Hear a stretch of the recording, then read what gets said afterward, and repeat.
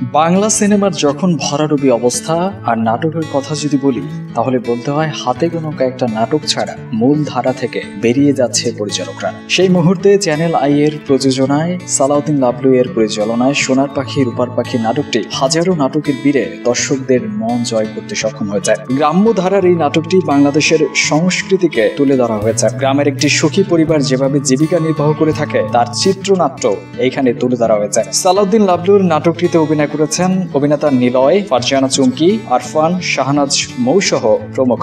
সালাউদ্দিন লাবলু মনে করেন পুরনো শিল্পীদের পাশাপাশি নতুন শিল্পীদের সুযোগ দেওয়া উচিত। নাটকটি প্রসঙ্গে তিনি বলেন, মূলত নাটকটিতে একটি যৌথ পরিবারের মাধ্যমে মূল চরিত্রগুলোর শৈশব ও কৈশোরকে তুলে আনার চেষ্টা করা হয়েছে। নতুনদের পাশাপাশি সেরা নাচের দুজন শিল্পী এতে অভিনয় করছেন, একজন শাহনাজ সুমি, অন্যজন শাহেদ। নাটকটি চ্যানেল আইতে প্রকাশ হওয়ার পর তুমুল জনপ্রিয়তা লাভ করে। শুধু তাই নয়, নাটকটি ইউটিউবেও ঝড় তুলেছে।